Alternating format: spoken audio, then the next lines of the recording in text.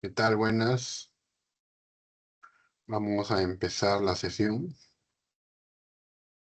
Em, Vamos a explicar ahorita lo que es historia de la ciencia moderna. Nos quedamos por acá, más o menos. Acá, acá. Ya. Bueno, hay otras ramas de la física, por supuesto, interesantes para esta época del año. Esta parte de la historia de la ciencia. La óptica, por supuesto, estudia los fenómenos de la luz. Recibió un gran impulso por parte de Newton. En el siglo XIX, pues se mostró que la luz visible es una radiación electromagnética que ocupa una pequeña parte del espectro de esas radiaciones. El camino para llegar ahí pasó por el descubrimiento de todo un conjunto de fenómenos y leyes particulares referentes a la electricidad y el magnetismo. Podemos también mencionar a Hans Christian Ørsted, que en el año 1820 mostró que una corriente eléctrica produce un campo magnético alrededor de un hilo por donde circula. Este descubrimiento provocó una gran actividad en esa área. También André-Marie Ampère realizó algunos descubrimientos. Mostró cómo se atraen y repelen hilos paralelos por los que circula la corriente. Pero lo principal fue en el 27, que formuló la ley que lleva su nombre, que relaciona la fuerza magnética entre dos hilos con el producto de las corrientes que fluyen por ellos y con el inverso del cuadrado de la distancia entre ellos, ¿no? Esa es la ley de Ampère. Vamos a conocer la ley de Ampère.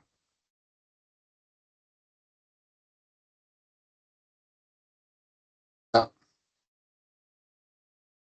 muy bien, claro. Vamos a colocarla así, ¿no?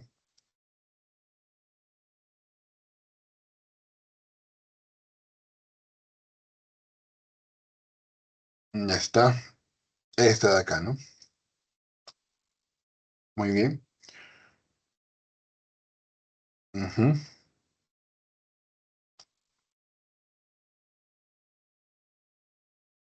Ya, correcto. Eh, Michael Faraday realizó en el 21 experimentos que se consideran como la invención del motor eléctrico. Además, en el 31 mostró que un campo magnético produce una corriente eléctrica, por ejemplo.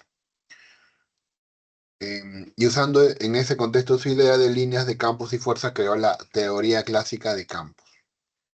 En ese mismo año construyó el primer generador eléctrico y formuló en el 34 las leyes de electrólisis, con lo que está vinculándose con la electroquímica. También se puede hablar de Maxwell.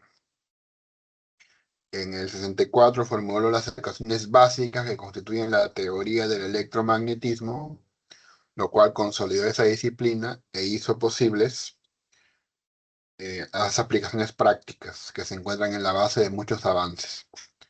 Ahí se ubica Hertz, quien produjo ondas de radio en el 88. En química se puede mencionar a este sabio Antoine Lavoisier. Eh, la química también, ¿no? También tiene aportes. Viene de la alquimia, como digamos sería lo más vinculado, lo más cercano. Lavoisier se le considera el padre de la química. Planteó su refutación del flogisto, realizó contribuciones. También influye en Newton, o se compara con Newton. En el siglo XIX, Dalton formuló la teoría atómica moderna. Considera que la materia se componía de pequeñas esferas indivisibles y bueno, es una de las grandes columnas de la ciencia experimental.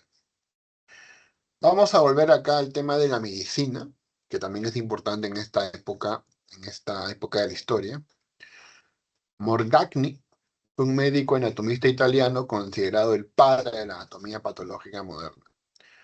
Él fundó la anatomía patológica, demostró que las enfermedades tienen un asiento específico en órganos y tejidos y no son consecuencia de un desequilibrio de los humores, que es lo que sostenía Galeno y también Hipócrates.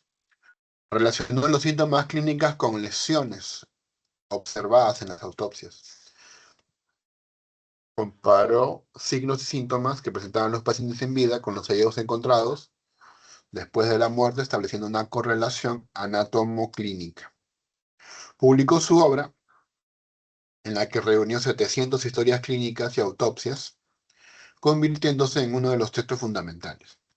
Refutó la teoría humoral, pues demostró que las enfermedades se originan por alteraciones en los órganos, corazón, hígado, pulmones. Sentó las bases del diagnóstico anatomopatológico, transformó la medicina, se basó en la observación clínica, la autopsia y la evidencia anatómica.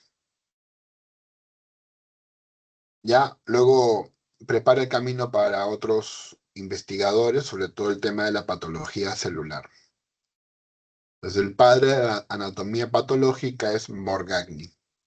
Edward Jenner, a veces lo considera más bien el padre de la inmunología, porque desarrolló la primera vacuna eficaz de la historia. La primera vacuna. Desarrolló la vacuna contra la viruela en el 96. Sí, él se dio cuenta que las ordeñadoras habían contraído la viruela y demostró pues que tenía un efecto protector. Inoculó a un niño, James Phillips, con ese material y comprobó que quedaba protegido. Entonces, así surge el concepto de vacunación. De hecho, viene de vaca, la palabra vacuna, vacuno, ¿verdad? En referencia a la viruela bovina utilizada por Jenner para conferir inmunidad. Entonces, con eso sienta las bases de la inmunología preventiva. Es posible prevenir una enfermedad estimulando las defensas del organismo. Transformó la salud pública mundial, porque su método de vacunación fue adoptado en numerosos países. Se erradicó, por ejemplo, la viruela en el 80, gracias a Edward Jenner. Francesco Redi va a ser uno de los que refuta también a Aristóteles. Eh, Según Aristóteles, él plantea la teoría de la generación espontánea. O sea, la vida procede de la no vida. Pero Louis Pasteur ya plantearía después que en realidad la vida solo procede de la vida, ¿no?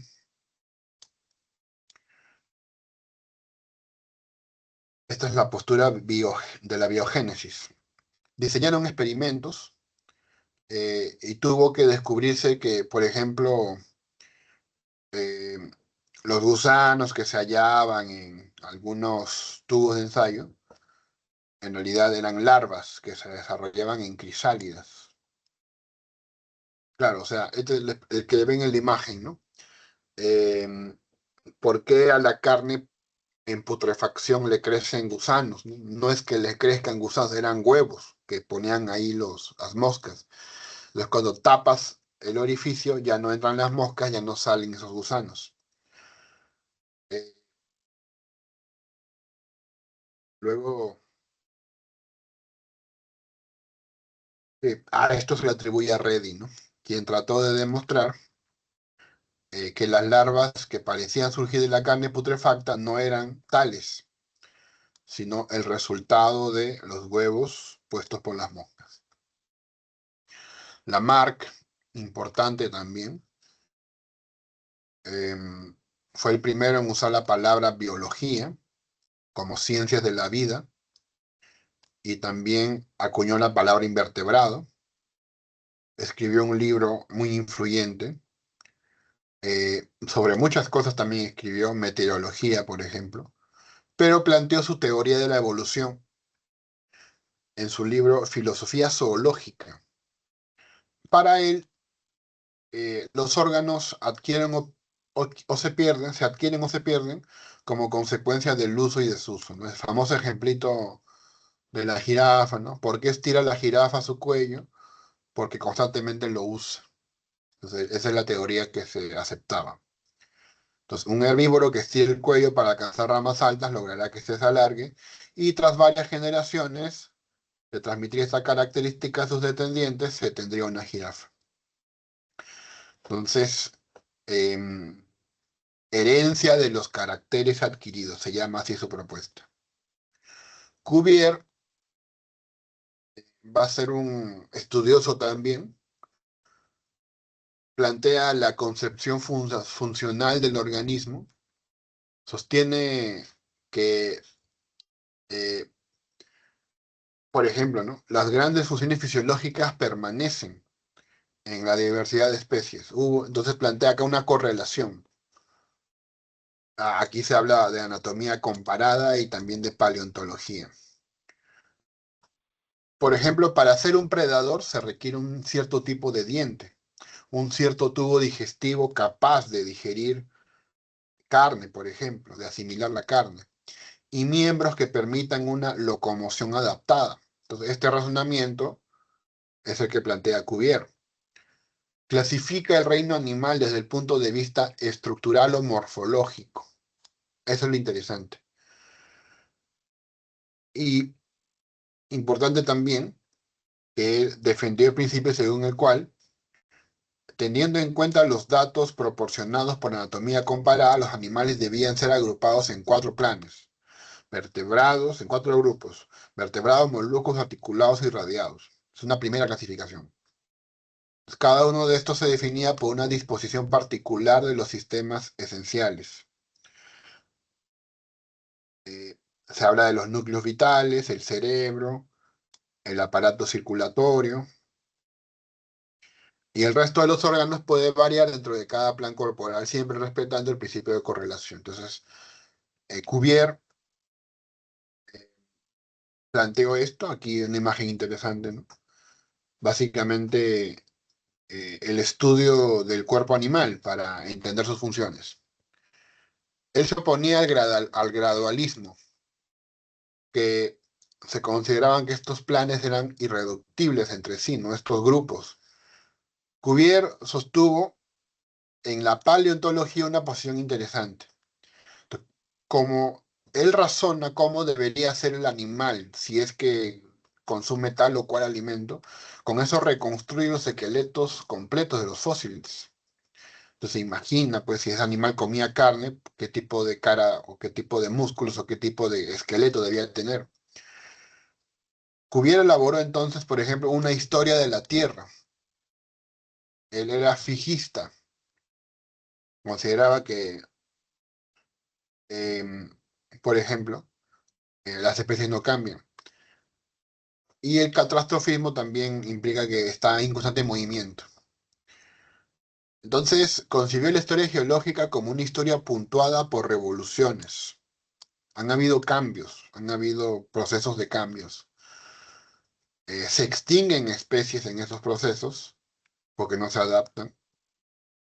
Y eh, esas especies proceden de otra parte del planeta, ¿no? Que se salvaron de la catástrofe. Entonces, incluso él razona, eh, por ejemplo, que la Tierra tenía 6.000 años, a diferencia de Charles Lyell, que va a influenciar en Darwin, eh, para quien en realidad la Tierra tenía más de 1.000 años, pues, o sea, millones de años. Eh, entonces, por eso afirmaba que las especies no cambiaban mucho y se oponía al gradualismo. Se enfrentó, pues, también a la corriente transformista de Lamarck. Y aquí es donde cabe hablar de Darwin, quien eh, sostuvo, obviamente, la teoría de la evolución. Los lamarckianos, que son los predarwinianos, sostenían que había una evolución por fragmentos. pero fue Darwin el que va a unificar a todos los cabos sueltos. Y claro, ¿no? Esta concepción cambia, esta teoría cambia la concepción de la vida, porque Darwin criticaba, ¿no?, la centralidad de la especie humana de la misma manera que Copérnico también lo hacía.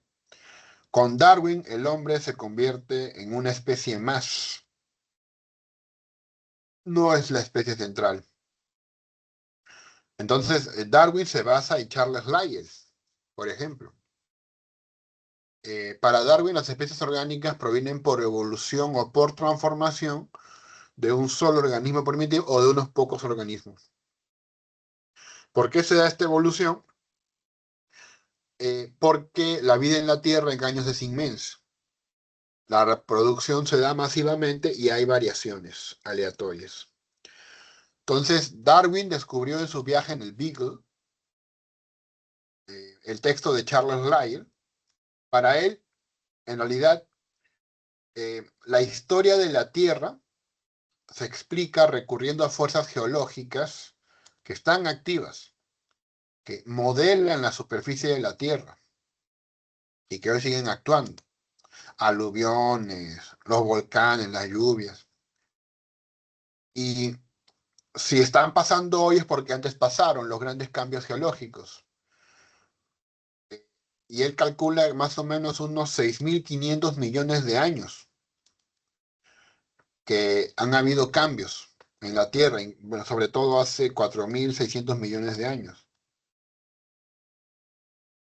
Los estudios de geología de Lyell sugerían que las formaciones rocosas, los paisajes, los lagos, los bosques, son producto de las fuerzas geológicas. Entonces, las fuerzas geológicas modifican el paisaje, la Tierra. Entonces, si la Tierra modifica su estructura, esa transformación influye en la complejidad y la diversidad de los organismos. Eso es una genialidad. Eso es lo que propone Darwin. Otro aspecto es la superpoblación. La naturaleza es prolífica. La naturaleza se reproduce en masa. Una rana puede poner 20.000 huevos, por ejemplo. Hoy en día hay 2 millones de especies, por ejemplo. Entonces nos damos cuenta que nacen muchas criaturas, incluso más de las que pueden sobrevivir. Acá se nota la influencia de Malthus, quien decía que la población aumenta geométricamente, mientras que los recursos se acaban, porque lo hacen aritméticamente. La población humana autorregula su número por guerras, por falta de comida y por enfermedades. Entonces, como que eso ayuda al control. Darwin extrapoló estos pensamientos del reino humano, de la economía, al reino de la biología. Entonces, obviamente hay más individuos de los que pueden sobrevivir, entonces tiene que haber una lucha por la existencia. ¿Y cómo se da? Básicamente es matar o que te maten. Eh, Así es la naturaleza. Es la lucha por la supervivencia, una fuerza evolutiva. La selección natural, ¿cómo se da? Por ejemplo, los animales han sido modelados por el propio hombre, a su gusto. Bueno, pero eso se llama selección artificial, ¿no? La selección natural se da pues por la naturaleza.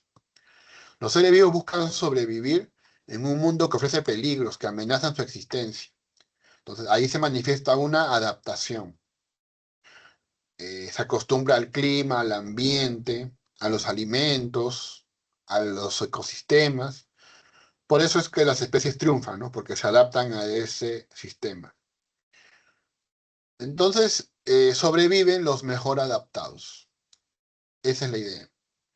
A la selección natural se le opone la selección artificial, que es la que, por ejemplo, se hace con los perros, o con las gallinas, o con las vacas, con el ganado. El hombre lo hace, el hombre domestica, manipula genéticamente incluso. Bueno, el hombre selecciona, por ejemplo, si quiere palomas de cierto tipo, pues lo que hace es cruzar las palomas que poseen características que quiere. Y eso lo hace generación tras generación hasta que sale la paloma que está buscando. Lo mismo pasa con los perros, las vacas, los chanchos, los cuyes, las lechugas, los tomates. Todo eso no se da porque el hombre lo está modificando. Los granjeros lo hacen. ¿Para qué? Para buscar algo delicioso, saludable, grande y barato. Se dice que los incas no han modificado la papa, por ejemplo, que en su origen es venenosa. Esta imagen que ven es la famosa imagen de los pinzones de Darwin. Como el mismo ave, es el mismo ave, pero con diferentes adaptaciones al medio. Los picos demuestran que se han tenido que adaptar al medio porque se han modificado para sobrevivir. Eh, en la selección natural, la naturaleza misma se encarga de hacer estas modificaciones. Bien, la selección natural actúa como un filtro que dejará solo a los más adaptados, que van a lograr tener descendencia. Los más aptos lograrán dominar su entorno. Las plantas, por ejemplo, hay una competencia para fotosintetizar. También algunas plantas estrangulan a otras, eso se logra ver. Si una planta extraña crece en un árbol, extiende sus raíces lo más posible hasta llegar a deshacerse del árbol original. Una competencia. La mariposa virrey imita la coloración de una mariposa monarca porque esta última no tiene el sabor preferido por las aves. Se camufla. Entonces se impone el más apto. Y el último aspecto es la variabilidad.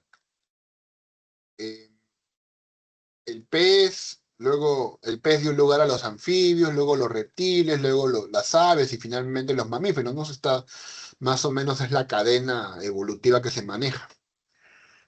Eh, la clave de toda esta sucesión es la reproducción, claro, ¿no? Entonces, digamos, ¿no? Un guacamayo se desarrolla en un clima tropical y otro selvático y otro más desértico y arenoso, por ejemplo, ¿no?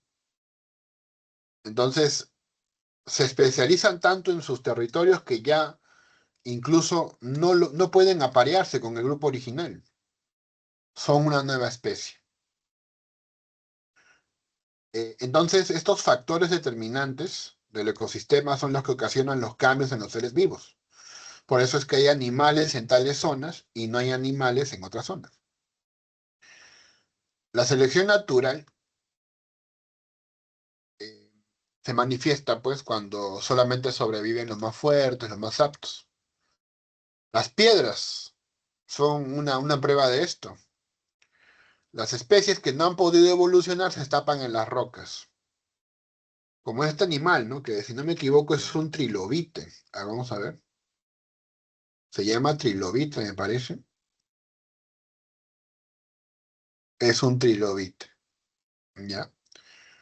Un trilobite. Vamos a colocarlo por acá. Este de acá. ¿Eh? Listo. Bien. Estos fósiles demuestran que hay animales que ya no existen ahora, pero han existido antes. Entonces, el medio ambiente selecciona esas mutaciones que favorecen la supervivencia. Por ello, algunos individuos tendrán variaciones que le darán una ligera ventaja en esta lucha. Estas variaciones permitirán mayor eficiencia y acceso a los recursos. Bien, mayor resistencia a las enfermedades, mayor éxito a la hora de adaptarse. Sufren mutaciones por adaptarse a su entorno, entonces tienden a sobrevivir. Es la idea. Estas mutaciones también son hereditarias, son transmitidos de generación en generación. Así se produce la selección natural. Entonces, estos lentos y progresivos cambios en la naturaleza es el origen de las nuevas especies. ¿Por qué surgen? Por mutaciones, básicamente. Muy bien. A nivel filosófico, pues, la teoría de la evolución ha producido mucho debate, ¿sí? Porque a veces se mezcla teoría científica con temas ideológicos. Entonces, para la teoría de la evolución, los seres actuales provienen de otros seres vivientes más primitivos. Así ha pasado. Entonces, la teoría de la evolución debe juzgarse con criterios científicos. Debe analizarse su capacidad explicativa, predictiva, debe valorarse su variedad de pruebas independientes y examinar la congruencia con otras teorías bien confirmadas. Entonces, debe evaluarse como lo que es, una teoría científica. Claro, entonces, ese es el problema, ¿no? Porque algunos quieren mezclar esta teoría con propuestas como la de Dios, haciendo creer que la teoría de la evolución niega la existencia de Dios. Ni la niega ni la afirma, ¿no?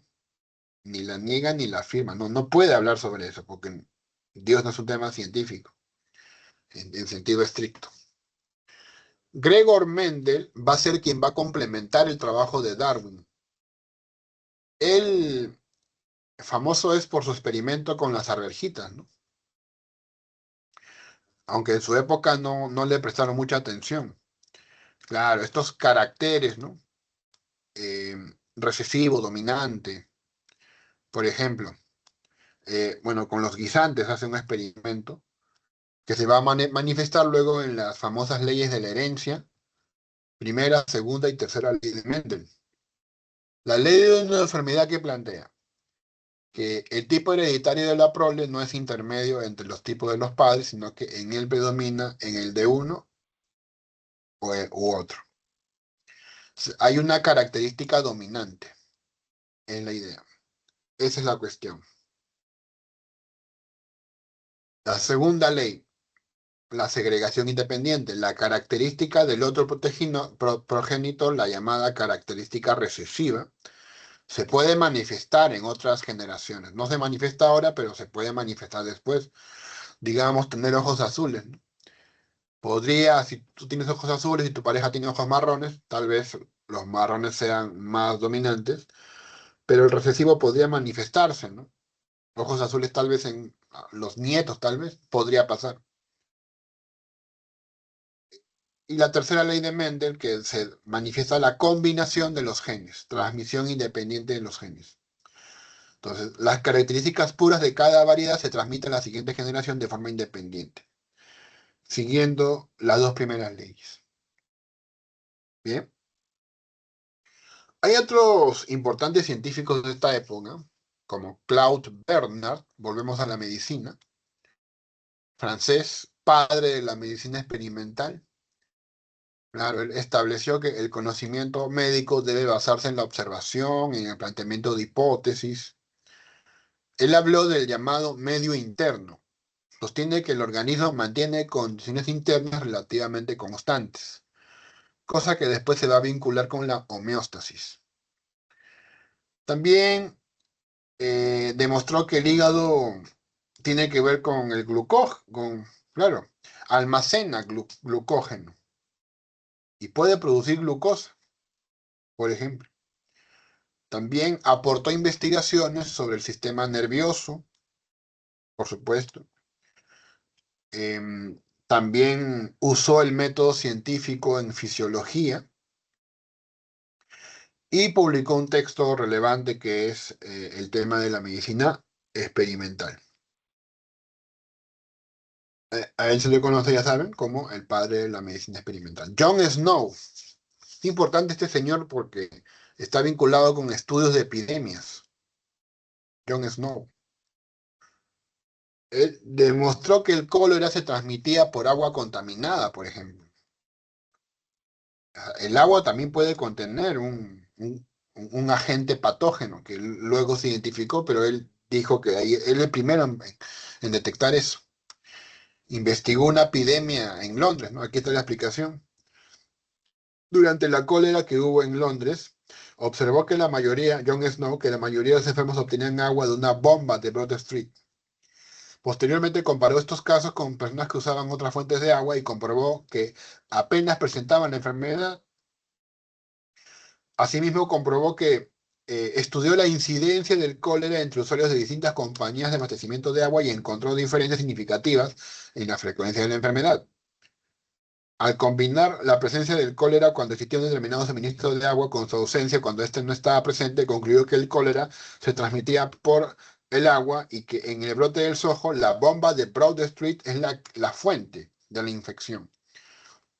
Me comparó el agua que beben las personas que están cercanas a esa bomba con otros tipos de agua y se dio cuenta porque la diferencia es abismal, ¿no? Los que consumen en esa calle, en esa bomba, están contagiándose, esa debe ser la fuente. Usó mapas epidemiológicos, digamos, para rastrear bien el fenómeno. También trató temas de salud pública, recomendó quitar la bomba para que se quite la enfermedad, y con esto sienta las bases de la epidemiología moderna. Louis Pasteur, interesante también los aportes de Louis Pasteur, francés, eres uno de los padres de la microbiología moderna, formuló la teoría germinal de enfermedades. Básicamente dice que los temas infecciosos se producen por los microorganismos. Con esto rechaza la generación espontánea. También ya pues se refuta esto, por supuesto. Demuestra que los microorganismos vienen de otros microorganismos. Descubrió el tema de la fermentación, por supuesto. Desarrolla la pasteurización, que es un método de calentamiento para eliminar microorganismos patógenos. La leche pasteurizada, por ejemplo, usa ese proceso. Desarrolló vacunas contra el anthrax, contra la rabia, ¿no? Siguiendo pues el ejemplo de Jenner, ¿no? Que ya hemos visto, el señor Jenner, quien es el padre de la inmunología comparada, perdón, de la inmunología. Bien, impulsó medidas de asepsia e higiene, esterilización de instrumentos, por ejemplo, eso también lo recomendó. Importante también mencionar a Robert Koch, ya entramos ya al siglo XIX, bueno, no, ya saliendo incluso. Koch también fue un famoso médico alemán, uno de los fundadores de la bacteriología. Él demostró que los microorganismos causan enfermedades como Pasteur. Postulados de Koch, básicamente para establecer relación causal entre un microorganismo y una enfermedad. El bacilo de Koch, su aporte también más conocido, por supuesto. Identificó también el bacilo del cólera, Vibrio cholerae.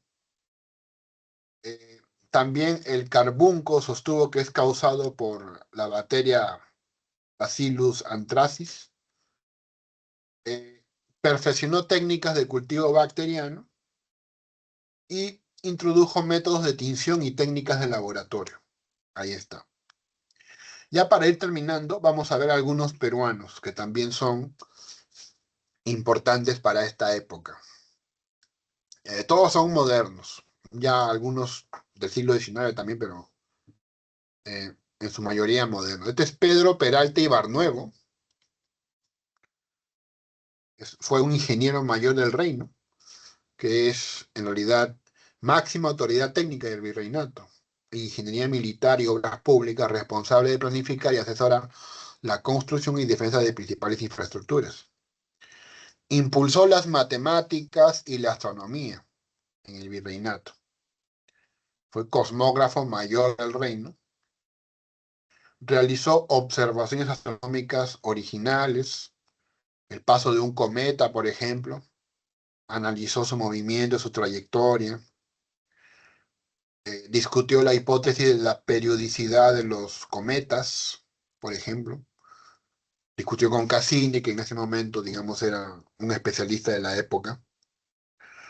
Elaboró calendarios astronómicos también, por supuesto.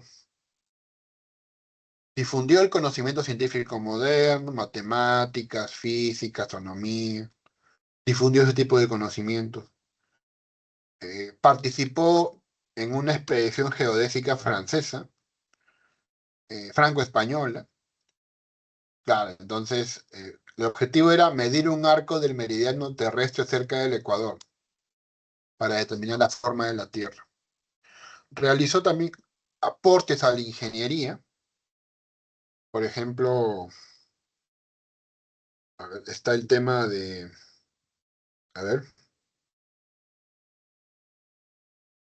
ya, em, escribió un paper, ¿no? Un paper sobre la muralla del Callao, un informe técnico, digamos, un plan para proteger Lima de enemigos, un proyecto para contener el avance del mar, por ejemplo. Importante, no temas prácticos. Desarrolló estudios meteorológicos, físicos, para explicar los fenómenos naturales, como las lluvias, por ejemplo, ¿no? Le preocupó el tema de las lluvias, comenzó a estudiar eso, el comportamiento de las nubes, todo lo que tenga que ver con el clima, y escribió bastantes obras. Ese fue Pedro Peralta Ibarmago. Otro importante pensador es, o científico, Francisco Antonio Cosme Bueno y Alegre. También, ¿no? Fue cosmógrafo mayor del reino, ¿sí?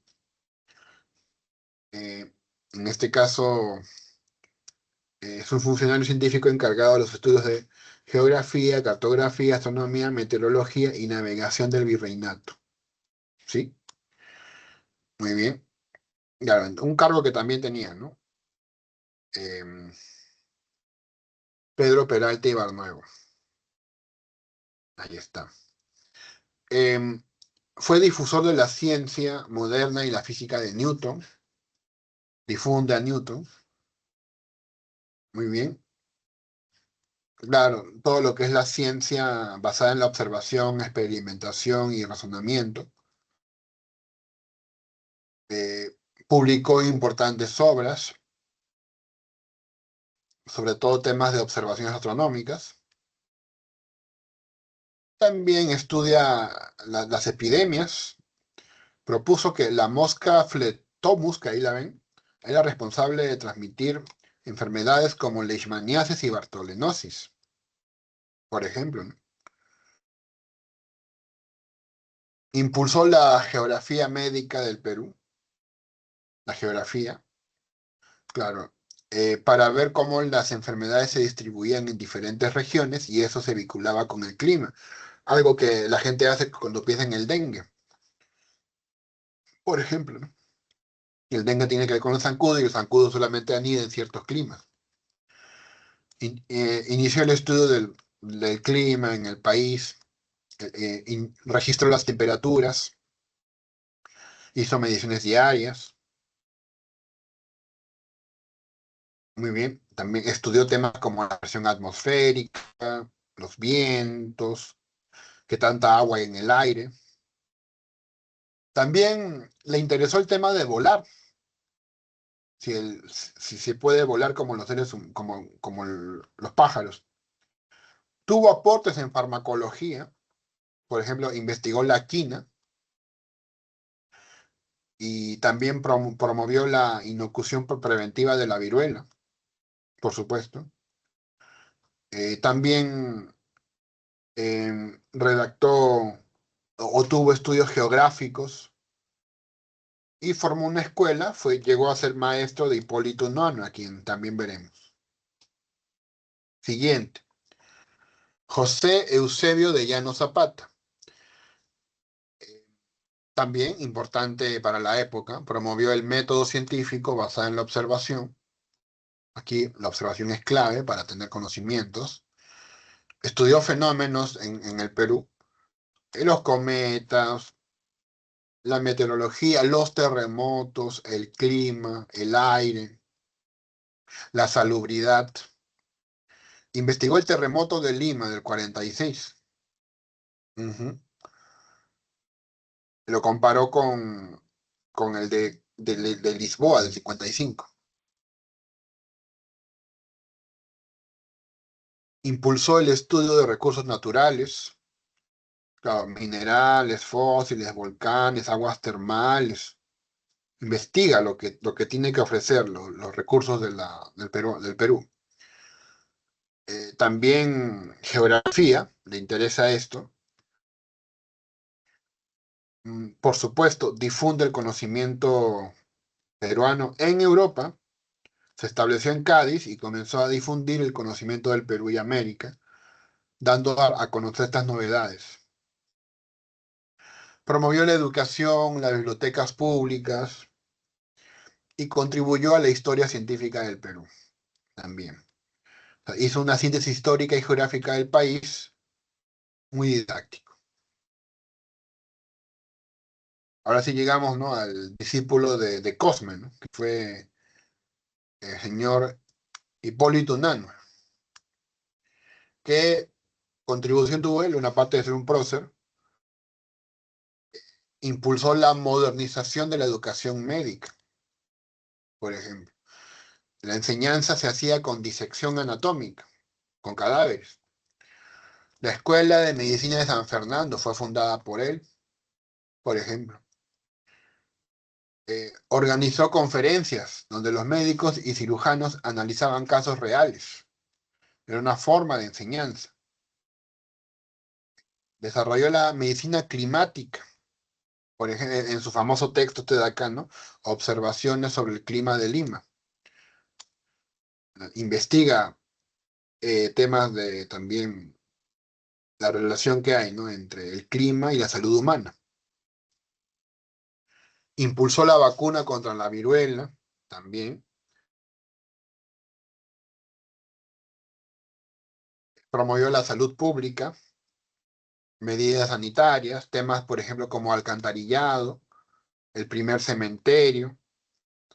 Modernizó la investigación científica peruana, fue cosmógrafo mayor del reino, eso es un gran título. Difundió la ciencia en esta obra de ilustrados, que es el Mercurio Peruano. Estuvo vinculado también a la Sociedad de Amantes del País. Y también integró medicina, ciencias naturales y hasta política. Hasta política, ¿no? Recordemos que tuvo un papel importante. Mariano Eduardo de Rivero y Ustaris. Importante también su labor. Hay muchos más, pero con estos hemos querido dar algunas ideas al respecto. Descubrió un nuevo mineral que es la Humboldtina, ¿no?, en honor a Humboldt, por ejemplo. Impulsó la minería científica, investigación sobre minerales, técnicas de extracción, beneficios de los metales. Fundó la primera escuela de minas, por ejemplo, que luego se va a convertir en la escuela de ingenieros. Creó el primer museo nacional del país. Claro, el Museo de Historia Natural, que es el actual Museo Nacional de Arqueología, Antropología e Historia del Perú. Me parece que es el de Arenales. Muy bien.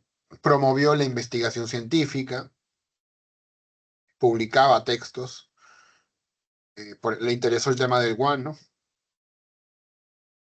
investigó los recursos del país, minerales, yacimientos, aguas, guano, nitrato de sodio, la geología del país, impulsó la educación científica,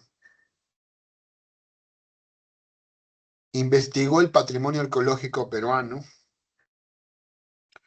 publicó obras junto con un naturalista suizo y desempeñó importantes cargos públicos, también tuvo cargos políticos. Bien. Siguiente. Este es el más conocido, ¿no? Antonio Raimondi. Su frase acá, ¿recuerdan? El Perú es un mendigo sentado en un banco de oro. Exploró científicamente el territorio peruano, recopiló información sobre geografía, flora, fauna, etc. Describió la riqueza natural del Perú, eh, botánica, zoología, química. La puya Raimondi, que ven acá en el gráfico, lleva su nombre. Identificó esa especie. La estela Raimondi también tiene esa contribución. Eh, Ordenó la información obtenida en sus expediciones y publicó una obra que se llamó El Perú, 20 tomos. También estudia el guano. Le interesa el litio, el salitre, los recursos que tiene el Perú, él comienza a investigarlos. Realizó un mapa del Perú, donde hablaba de geología, geomorfología y hasta antropología, ¿no? Eh, Importantes colecciones científicas también, por supuesto, él formó, em, que luego va a donar, ¿no? Va a donar. Impulsó la enseñanza de las ciencias, como botánica, zoología, publicó numerosos estudios, mineralogía, botánica, química, por ejemplo. Pedro Ruiz Gallo, que seguramente han escuchado su universidad, ¿no? Que se encuentra en la ciudad de Lambayeque. Claro, ¿no? Esa universidad es fundada en, en honor a este científico que también vivió ahí. Construyó el famoso reloj de Lima, que se ve ahí, ¿no? Que lamentablemente fue saqueado, si no me equivoco, durante la Guerra del Pacífico. Ese reloj indicaba la hora, los días, los meses, los años, la estación, las fases de la luna, y hasta izaba el pabellón nacional y ejecutaba el himno nacional. Lo hacía todo bien conectado, bien bonito. Desarrolló una vacuna contra la viruela. En Chachapoyas, que hubo una epidemia, él elaboró una vacuna. Exploró la Amazonía peruana. Descubre rutas fluviales. Elabora mapas de esa zona. Todo un explorador. También propuso un ornitóptero, que es una máquina voladora. Una máquina, ¿no? Para volar. Le interesaba eso. Presentó también esto que se llama el copólogo, que es un instrumento musical construido con vasos de cristal. La vihuela armónica, la vihuela sinfónica y otros. Contribuyó a la defensa nacional durante la Guerra del Pacífico, diseñó torpedos, pero bueno, murió justamente accidentalmente en una de esas explosiones. Fue ingeniero e inventor militar. Fue reconocido como patrono del arma e ingeniería del ejército peruano. Este sí lo van a conocer, es Federico Villarreal, matemático peruano, y tiene hasta su propia, el nombre de una universidad en la que trabaja. El polinomio de Villarreal también fue un aporte que él realizó. Fue considerado un descubrimiento de importancia internacional. Impulsó la enseñanza de las matemáticas eh, y la ingeniería. También fue un ingeniero. Impulsó la enseñanza. Por ejemplo, cálculo, resistencia. También temas como estática, nomografía. Impulsa y difunde estas herramientas. Estudia temas como la refracción de la luz, los eclipses, los cometas, los meridianos. Publica científicamente en la Gaceta, en la revista de ciencias. Desarrolla la ingeniería, temas como irrigación, puentes, caminos, ferrocarriles, obras públicas. Promovió la ciencia y la educación superior, llegó a ser senador, impulsó el ingreso a las universidades y promovió el desarrollo de la investigación científica. Y publicó bastantes libros de Villarreal. Barton, porque hay otro Barton, ¿no? Creo que hoy día ha ido un tal Barton a la uni, me parece. Bueno, acá hay otro Barton. Eh, Descubrió el agente causante de la enfermedad de Carrión.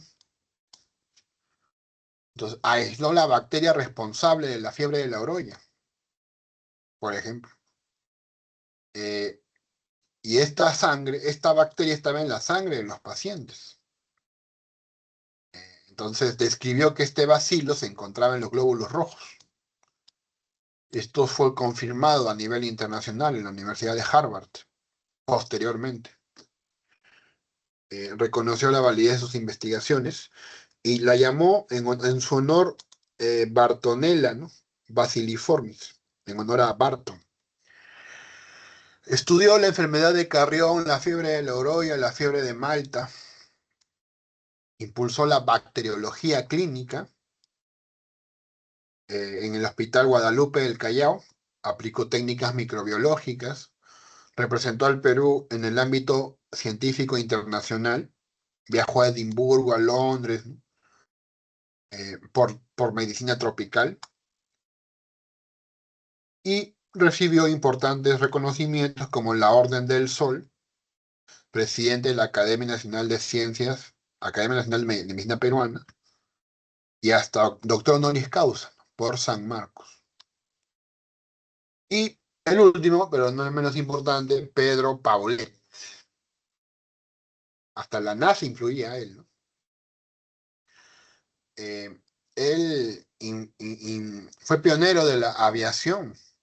La preocupación por volar aquí también ya cobra más impulso, ¿sí? En la aeronáutica, él destaca.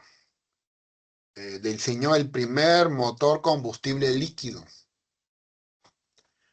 Aquí lo importante era la proporción por combustible líquido. Él investigó esto, creo que hasta se hirió. Tengo entendido que en un experimento que explotó le hirió su cuerpo. Diseñó el avión torpedo o autobólido, que ven acá, miren. Es real, lo inventó. Tema que después va a influenciar a la NASA. Por eso, ahí está el primer motor cohete experimental de 2.5 kilos, que empujaba 90 kilos aproximadamente. También diseñó una girándula de propulsión, modernizó la educación técnica peruana, fue director de la Escuela de Artes y Oficios del Perú, promovió el desarrollo de la aviación peruana, también una revista que él fundó, donde difunde los conocimientos asociados a la aviación, a los aviadores.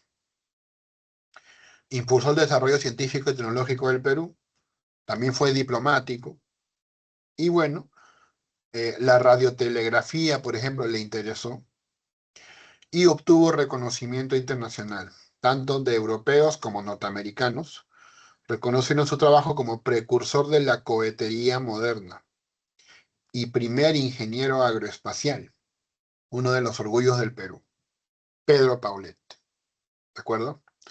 Y bueno, esto es básicamente lo que quería compartir con ustedes, ¿ya? Lo dejaremos ahí nomás. Muchas gracias.